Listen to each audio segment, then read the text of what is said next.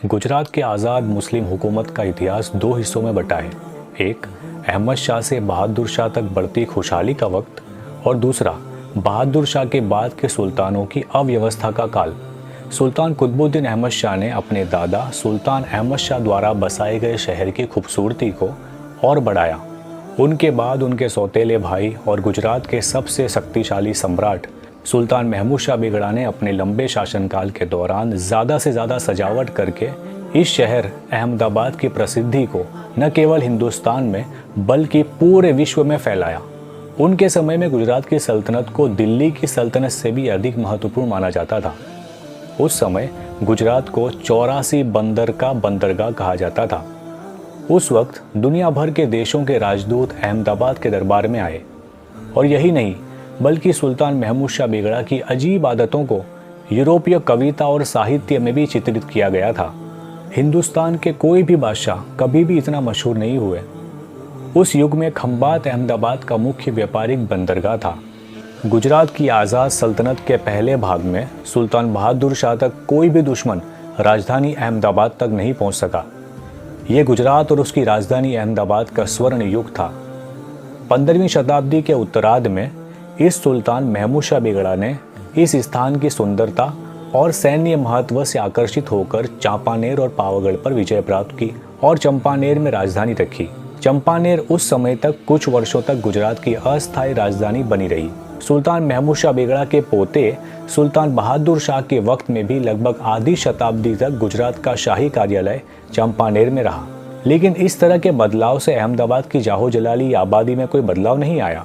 सुल्तान महमूद शाह बेगड़ा ने सरखेज में प्रसिद्ध सूफी संत हजरत शेख अहमद खट्टू मगरिबी रहमतुल्लाह अलैह की दरगाह के ज़ेरे साये में अपनी आखिरी आरामगाह यानी मकबरा को पहले ही बनवाया था। वहाँ सुकून और पाकीज़ा वक्त बिताने के लिए उन्होंने एक बड़ी झील बनवाई और उसके किनारे पर अपने लिए और रानियों के लिए एक बड़ा महल बनवाया। और ये देखकर अमीर सरदारों ने सरखेज झील के चारों ओर अपनी कोठियाँ भी बनवाई, जिनके अवशेष आज भी देखे जा सकते हैं। और सरखेज में घरों का ये समूह यानी परिसर अहमदाबाद की वास्तुकला और सुंदरता में प्रमुख स्थान रखता है, जो आज तक वैसा ही नजर आता है।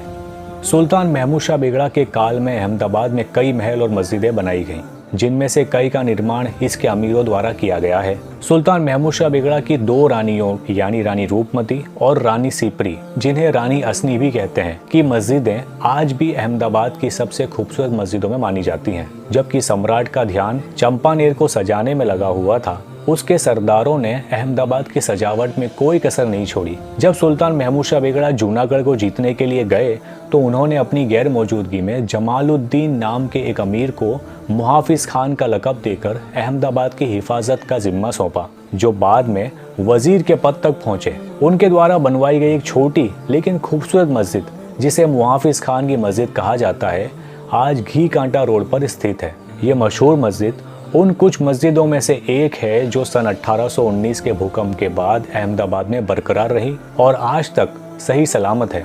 इस सल्तनत के दौरान कई अन्य अमीर और सूफी संत अहमदाबाद में ही रहे, जिनकी जाहो जलाली आज भी अहमदाबाद में कायम है। उनमें से बुखारी सैयद जो सबसे महत्वपूर्ण माने जाते हैं, वे हैं महान सूफी संत हजरत सैयद अब्दुल्ला बुरहानुद्दीन कुतुब आलम रहमतुल्लाह अलैह और उनके साहबजादे हजरत सैयद मोहम्मद सिराजुद्दीन शाही आलम रहमतुल्लाह अलैह। जब सुल्तान महमूद शाह बेगड़ा छोटे थे, तब सुल्तान कुतुबुद्दीन अपने सौतेले भाई महमूद शाह को मार देना चाहते थे, इसलिए उन्हें हजरत शाही आलम रहमतुल्लाह अलैह की छत्र छाया में आसरा मिला था।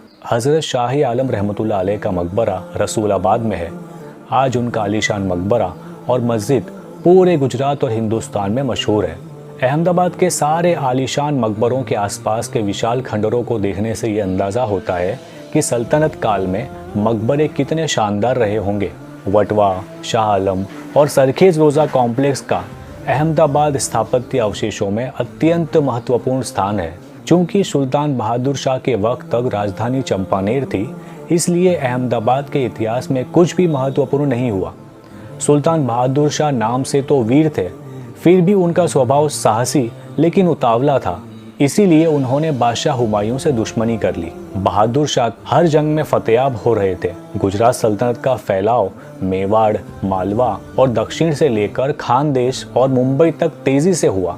इसी वजह से उस काल के तेज को बहादुर शाही तेज कहा जाता था, लेकिन उनकी लापरवाही की वजह से उनका साम्राज्य शीघ्र ही समाप्त हो गया और उन्होंने मांडू से चंपानेर, खंबात और घोघा से होते हुए दीव के बंदरगाह तक भागने में भी वही तेजी दिखाई जितनी अपनी विजय में दिखाई थी। गुजरात के बहुमूल्य और समृद्ध खजाने को अरब भेजने के बावजूद उन्होंने एक बहुत ही लापरवाह कदम उठाया और हुमायूं ने अहमदाबाद पर विजय प्राप्त कर ली। बादशाह हुमायूं ने अपने भाई मिर्जा अस्करी को अपना उत्तराधिकारी बनाकर अहमदाबाद की सूबेदारी सौंपी, लेकिन अपनी हारी हुई सल्तनत को वापस जीतने बहादुर शाह जल्दी वापस आ गए। सौराष्ट्र गुजरात की आवाम ने अपने सुल्तान को अच्छा समर्थन दिया और सुल्तान बहादुर शाह ने सरखेज के निकट आकर डेरा डाला।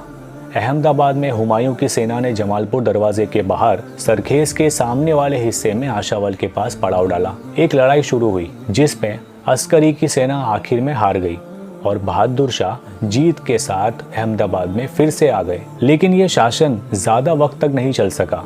सुल्तान बहादुर शाह की जल्दबाजी की वजह से आखिरकार फिरंगियों ने उन्हें दीव के पास समुद्र में धोखे से मार डाला। सुल्तान बहादुर शाह इकलौते सुल्तान थे जिनकी मौत गुजरात से बाहर हुई। सुल्तान बहादुर शाह के बाद अहमदाबाद का साम्राज्य कमजोर हो गया। सुल्तान सादुद्दीन महमूद शाह द्वितीय ने वात्रक नदी के किनारे महमूदाबाद में रहते हुए मालवा के सुल्तान की नकल में एक बड़ा हिरन बाग बनवाया। उसके बाद सुल्तान अहमद शाह तृतीय और मुजफ्फर शाह तृतीय के शासनकाल में अमीरों ने गुजरात का विभाजन कर दिया और सुल्तान सिर्फ नाम भर के रह गए। सुल्तान बहादुर शाह के वालिद सुल्तान मुजफ्फर शाह हलीम द्वितीय गुजरात के सुल्तानों में सबसे ज्यादा मजहबी और खैरात करने वाले थे। उनके वालिद सुल्तान महमूद शाह बेगड़ा की कब्र सरखेज में है। सुल्तान सादुद्दीन महमूद शाह की कब्र भी यहीं है, जबकि सुल्तान अहमद शाह तृतीय को माणिक चौक में सुल्तान अहमद शाह और सुल्तान कुतुबुद्दीन शाह के हजीरे में दफनाया गया है। इस प्रकार बादशाह के हजीरे में अहमद शाहों की कब्र है। गुजरात के अंतिम सुल्तान मुजफ्फर शाह तृतीय के पीछे अकबर की सेना थी, जिसने लंबे समय तक अकबर के सामने जंग के बाद मायूस होकर सौराष्ट्र के हालार में खुदकुशी कर ली थी और इसके बाद गुजरात सल्तनत का अंत हो गया। अहमदाबाद 9 महीने तक हुमायूं के शासन में रहा। बादशाह हुमायूं ने कांकरिया में डेरा डाला हुआ था और बादशाह हुमायूं ने इस बात का ध्यान रखा कि सेना शहर और इस अहमदाबाद के लोगों को नुकसान न पहुंचाए। बादशाह हुमायूं ने अहमदाबाद की मशहूर मस्जिदों और स्कूलों यानी मकतब के साथ साथ उलमाओं विद्वानों से मुलाकात की। आज पूरे हिंदुस्तान में हिंदू मुस्लिम करके लोग अपनी कुर्सी बचाते हैं, लेकिन सच बात तो यह है कि लड़ाई मजहबी नहीं लेकिन सत्ता की होती है। गुजरात के सुल्तान भी मुस्लिम थे और मुगल जो गुजरात पाना चाहते थे वो भी मुस्लिम थे, लेकिन मुगल गुजरात पे सत्ता चाहते थे, इसलिए उन्होंने अहमदाबाद को अपनी रियासत में शामिल कर लिया। अहमदाबाद आने वाले पहले मुगल बादशाह हुमायूं और उनके बाद के तमाम मुगल बादशाह, शहंशाह या शहजादों ने अहमदाबाद को संवारा है।